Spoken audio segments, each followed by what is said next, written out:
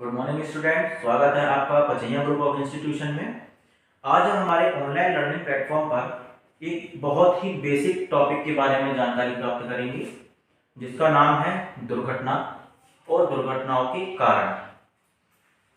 तो ये जो टॉपिक है बहुत ही सिंपल और बहुत ही बेसिक टॉपिक है, और साथ में सिंपल और बेसिक होते हुए भी ये बहुत ही इम्पोर्टेंट टॉपिक भी है।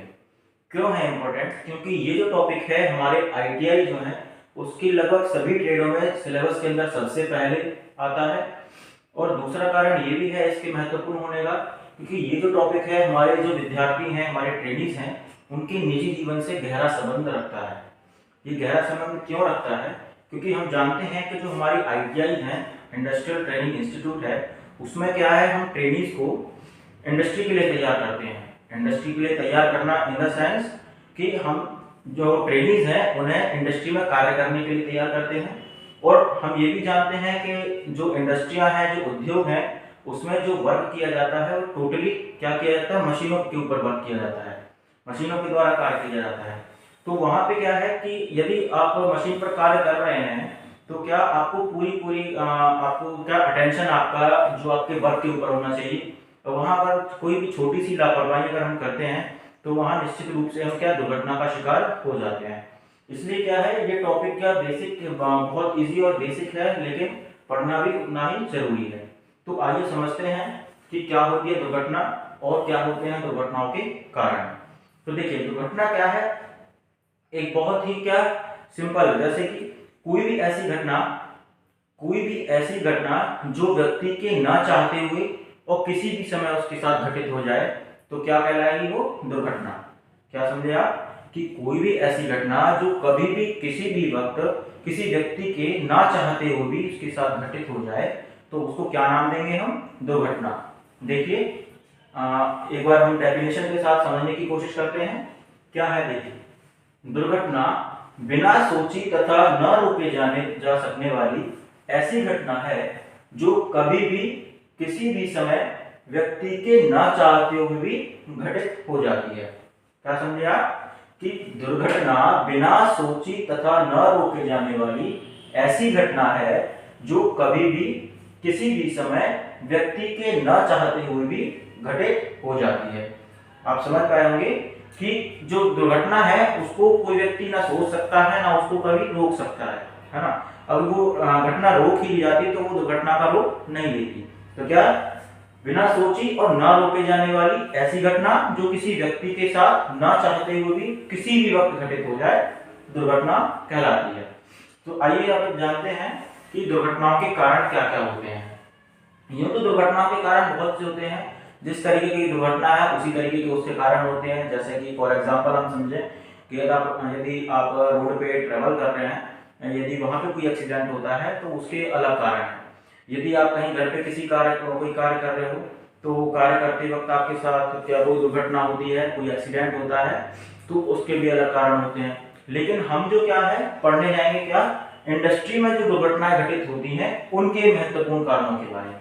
तो क्या है, जैसा कि क्या लिखा है, उद्योगों में घटित होने वाली दुर्घटनाओं के निम्न कारण हैं। जो हमारे इंडस्ट्री के अंदर जो ट्रेनीज जाते हैं, जो हमारे स्टूडेंट्स जाते हैं, उनके साथ क्या दुर्घटना होती है, तो क्या वो इंडस्ट्री के अंदर होती है। तो उनमें क्या क्या कारण है उनके बारे में हम जानेंगे। तो देखिए, पहला है हमारा अज्ञानता, मतलब इग्नोरेंस। अज्ञानता क्या, आप शब्द से ही समझ पा रहे होंगे। अज्ञानता मतलब कि पूर्ण ज्ञान ना होना। कि मान के चलिए कोई ट्रेनिंग है, वो हमारे आईटीआई से ट्रेनिंग प्रोवाइड करने के बाद, ट्रेनिंग लेने के बाद अपना इंडस्ट्री में जाता है। इंडस्ट्री में जाने के बाद वहाँ कार्य करता है, तो वहाँ क्या है, उसको नई नई मशीनें मिलती हैं। वहाँ क्या, जो वो मशीन को उसे मिली है उस पर वो प्रॉपर वर्क करना नहीं जानता। अगर कोई ट्रेनी उस मशीन के बारे में नहीं जानता है और उसके बाद भी उसे ऑपरेट करने की कोशिश करता है, तो वहाँ पे क्या है, उसके साथ दुर्घटना होने की संभावना हो जाती है। क्यों? क्योंकि उसके बारे में उसे पूर्ण नॉलेज नहीं है। तो क्या, कोई भी मशीनरी है ऑपरेट करने से पहले उसके बारे में पहले जानना है, उसके फंक्शंस के बारे में जानना है, उसके बाद ही हमें वो मशीन ऑपरेट करनी है। तो क्या है, अज्ञानता के कारण क्या दुर्घटना होती है। तो बिना जाने किसी मशीन को या किसी भी वक्त इस पर कोई भी ऑपरेशन नहीं करना चाहिए। ठीक है। आगे आता है हमारा उत्सुकता। उत्सुकता मतलब क्यूरियोसिटी। क्यूरियोसिटी का मतलब क्या है, एक जिज्ञासा, जैसे जिज्ञासा या फिर उत्सुकता ही बोलेंगे इसको। क्यों कि मान के चलो कोई ट्रेनी है, यहाँ से कार्य, यहाँ से अपनी स्किल वगैरह लेकर गया इंडस्ट्री में, है ना, तो उसको नई नई मशीनरी मिल रही है, नई मशीनें मिली तो क्या उसके अंदर एक उत्सुकता पैदा होगी, एक क्यूरियोसिटी पैदा होगी कि उसको जल्दी से जल्दी उसे ऑपरेट करने की मन में लगेगी।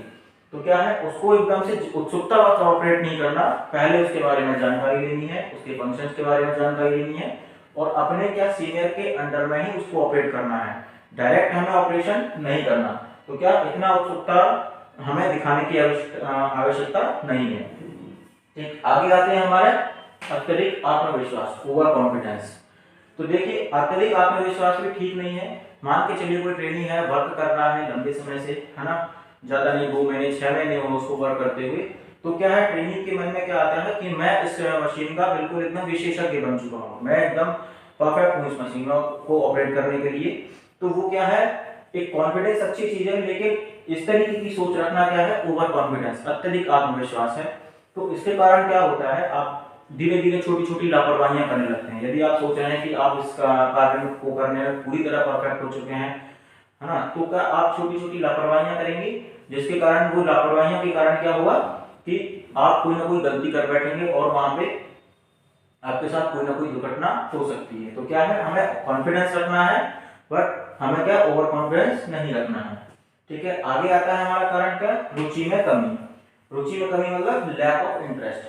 तो समझिए इस चीज को कि देखिए इसको ऐसे समझ सकते हैं, मान के चलिए आपको कोई भी वर्क है, उसको करना, उस वर्क को परफॉर्म करने में आपको बहुत इंटरेस्ट है, आपको मतलब कि रुचि है पूरी तरह से उस कार्य को करने के लिए, तो आप उस कार्य को क्या अपने पूरे मन से करेंगे, अपना पूरा ध्यान उस कार्य में लगा के उस कार्य को सही तरीके से परफॉर्म कर पाएंगे।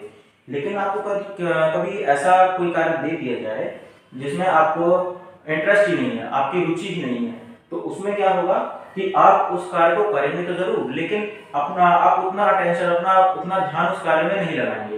तो क्या होगा, छोटी छोटी गलतियां होंगी उस कार्य को करने में। तो वो छोटी छोटी गलतियां आप करेंगे तो एक तो कार्य भी ठीक से नहीं होगा, और ऐसा भी हो सकता है कि आपके साथ कोई भी दुर्घटना हो जाए। तो क्या है, रुचि में कमी भी क्या होती है, ट्रेनिंग के साथ दुर्घटना घटने का एक कारण हो जाता है। आगे क्या है, अनुशासनहीनता, इट मींस इनडिसिप्लिन। इनडिसिप्लिन मतलब देखिए ट्रेनिंग हैं, छात्र हैं, छात्रों का क्या स्वभाव ही चंचल तरीके का होता है। तो ये जो चंचलता है इंडस्ट्री में ठीक नहीं होती, क्योंकि मान के चलिए आप अनुशासनहीन व्यक्ति हैं, जैसे कि आप जा रहे हैं इंडस्ट्री में, आप इंडस्ट्री में जाने के बाद मशीन को पहले ऑपरेट किया, उसके बाद आपस में जो आसपास आपके वर्कर्स हैं, आपके दोस्त हैं, उनके साथ हंसी ठिठोली कर रहे हैं, मजाक कर रहे हैं, लड़ाई झगड़ा कर रहे हैं, या टूल्स को एक दूसरे को फेंक के मार रहे हैं, है ना, या जॉब पीस को इधर उधर कर रहे हैं। तो ये क्या है, ये चीजें अनुशासनहीनता के अंदर काउंट होती हैं। तो जो कि क्या होता है, दुर्घटना का कारण बन सकता है। एक तो इसमें क्या होगा, आपके टूल्स भी खराब होंगे, साथ में जॉब पीस भी, और ऐसा भी हो सकता है कि आपको चोट वगैरह लगे, है ना। तो ये क्या, अनुशासनहीनता भी क्या दुर्घटना का एक बहुत बड़ा कारण हो सकता है। आगे हम देखते हैं ओवर टाइम। ओवर टाइम मतलब कि अत्यधिक वर्क करना, ज्यादा मतलब कार्य घंटों से भी अधिक कार्य करना। इसका ये क्यों है दुर्घटना का कारण, क्योंकि हम जानते हैं कि इंडस्ट्री में क्या वर्कलोड बहुत होता है, साथ में क्या है ट्रेनिंग भी क्या पैसों के लालच में ज्यादा ओवर वर्क करना स्टार्ट कर देते हैं। तो ज्यादा वर्क करने से क्या होता है, इंडस्ट्री अपने बॉडी को प्रॉपर तरीके से रेस्ट नहीं दे पाता, अपने माइंड को रेस्ट नहीं दे पाता। इसके कारण क्या होती है, थकान महसूस होती है। तो थकान के साथ अगर आप काम करेंगे, कोई भी काम करेंगे, तो आपका क्या माइंड प्रॉपर तरीके से वर्क नहीं करेगा, आपकी बॉडी भी प्रॉपर वर्क नहीं करेगी। तो क्या है, ज्यादा ओवर टाइम नहीं करना है, जितना संभव हो सके उतना ही ओवर टाइम अपने को करना है, क्योंकि ज्यादा ओवर टाइम करेंगे तो थकान के कारण क्या होगा, आपसे कोई ना कोई गलतियां होंगी और वो क्या दुर्घटना का कारण बन जाएगी। आगे क्या आता है, गलत औजारों का प्रयोग, यूज ऑफ रॉन्ग टूल्स। ये भी बहुत बड़ा कारण हो सकता है, क्योंकि देखिए ट्रेनिंग है, आप जा रहे हैं, आपको टूल्स तो वैसे प्रॉपर मिलते हैं इंडस्ट्री के अंदर, लेकिन फिर भी क्या, यदि आप गलत औजारों का प्रयोग करेंगे तो आपके साथ दुर्घटना होगी, ये तो निश्चित है।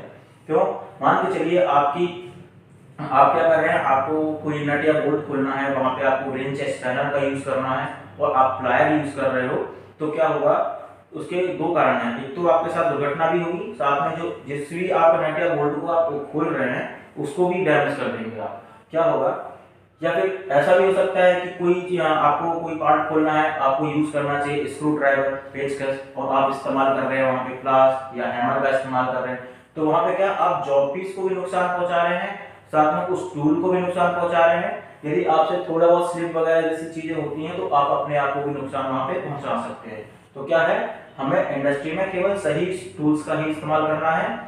जिस कार्य को करने के लिए जिस टूल का इस्तेमाल किया जाता है वही टूल हमें इस्तेमाल करना है, कोई अलग से टूल्स का यूज नहीं करना। आगे क्या है, विद्युत वायरिंग का सही न होना, फॉल्ट इन इलेक्ट्रिकल वायरिंग। तो क्या है इसकी, ये कौन सा कारण है, मान के चलिए इंडस्ट्री में जो आप काम कर रहे हैं वो इंडस्ट्री क्या प्रॉपर तरीके से मेंटेनेंस वर्क नहीं कर रही है, या फिर वहाँ की जो वायरिंग है, इलेक्ट्रिकल वायरिंग जो है वो उसमें फॉल्ट है। फॉल्ट का मतलब लंबे समय से कोई मेंटेनेंस वर्क नहीं हुआ, तार जो है आपके लटक रहे हैं, या फिर ब्रेक है तार बीच से, है ना, तो उस दौरान क्या हो सकता है, अगर ओवर वोल्टेज वगैरह ऐसी कोई चीज आती है तो क्या है वहाँ पे आग लगने की पूरी संभावना होती है। साथ में मान के चलिए वहाँ पे कोई मशीन भी ऑपरेट हो रही है या कोई ट्रेनिंग वहाँ से गुजर रहा है, तो उसके क्या कॉन्टेक्ट में आ गया वो, तो उसको शॉक लगने का भी खतरा होता है। तो क्या इंडस्ट्री में प्रॉपर मेंटेनेंस होना चाहिए, साथ में जो इलेक्ट्रिक वायरिंग है उसकी वो भी प्रॉपर होनी चाहिए। आगे कारण आता है मशीनों पर सुरक्षा कवर का न होना, मशीन विदाउट सेफ्टी गार्ड। कि देखिए ऐसा होता है मशीनें जो है वर्क करती हैं, आपको पता है इंडस्ट्री में कई मशीनें हैं, है ना, मान के चलिए फॉर एग्जांपल हम समझते हैं कोई कटिंग करने वाली मशीन है। कटिंग करने वाली मशीनें कौन सी होती हैं, मान लो शेपर मशीन है, आपकी लेथ मशीन है ना, ड्रिल मशीन है, इस तरीके की और भी सीएनसी मशीन होती हैं, कंप्यूटर न्यूमेरिकल कंट्रोल, वो जो कि कटिंग करती हैं और लगातार क्या है प्रोसेस को परफॉर्म करती हैं आपके वर्कपीस के ऊपर। तो क्या है कटिंग करने वाली मशीन में क्या होता है, लगातार ऑयल भी चलता है, और साथ में कटिंग करते वक्त जो मान के चलो कोई मेटल है, धातु वगैरह है, तो वो जब आप उसकी मशीन जब उसकी कटिंग करेगी तो क्या उससे कुछ ना कुछ चिप्स जैसे बर निकलती हैं, है ना, कटा हुआ मटेरियल बाहर निकलता है, तो एकदम बहुत गर्म होता है। यदि उस मशीन के ऊपर कवरिंग नहीं है तो क्या वो हो सकता है जो गर्म जो कटा हुआ पार्ट है, जो बर है, वो आपके ऊपर गिर जाए, आप जल सकते हैं, है ना, या फिर जो ऑयलिंग उसमें इस्तेमाल की जा रही है काटने के वक्त, वो ऑयल क्या है आपके फर्श पर गिर सकता है, जिसके कारण क्या फिसलन हो सकती है और आपका पैर भी फिसल सकता है। तो क्या मशीन पर क्या होना चाहिए, प्रॉपर क्या उसकी सुरक्षा कवर लगा होना चाहिए, उसका सेफ्टी गार्ड लगा होना चाहिए, कवर होना चाहिए वो, है ना। तो मशीन क्या हमें कैसे यूज करनी है, कवरिंग वाली, सेफ्टी गार्ड वाली मशीन यूज करनी है। अगर ऐसा कोई गार्ड नहीं लगा है तो आप क्या या तो उसको ढक दीजिए या फिर अपने ऊपर उसको इंफॉर्मेशन पहुंचाइए। आगे क्या है, कार्य करने की अनुचित विधि, कार्य करने की अनुचित विधि, इनकरेक्ट वर्किंग प्रोसीजर। तो कोई भी कार्य यदि किया जाता है इंडस्ट्री में या कहीं पे भी किसी भी प्रकार का कार्य किया जाता है, उसका एक प्रॉपर प्रोसेस होता है, तो हमें वही प्रोसेस इस्तेमाल करना है, अलग से अपना कुछ एक्स्ट्रा क्या है ऑर्डिनरी बनने की कोशिश नहीं करनी, और जो प्रोसेस आपको बताया गया है कार्य करने के लिए वही प्रोसेस फॉलो करना है। यदि आप अलग कोई प्रोसेस आप फॉलो करेंगे तो हो सकता है वहाँ पे आपके साथ कोई ना कोई दुर्घटना हो जाए। तो मैं समझ सकता हूँ कि आप लोगों को ये सारी जो दुर्घटनाओं के कारण है इंडस्ट्री के अंदर, ये आप समझ पाए होंगे। ओके ट्रेनर्स, तो आप इन सभी कारणों को एक बार ध्यान से पढ़ें और साथ में इसके ऊपर क्या थोड़ा सा ध्यान दें, ठीक है। ओके, मिलते हैं अगले लेक्चर में। Thank you.